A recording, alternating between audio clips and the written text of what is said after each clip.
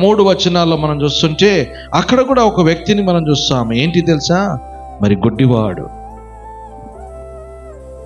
ఎందుకు?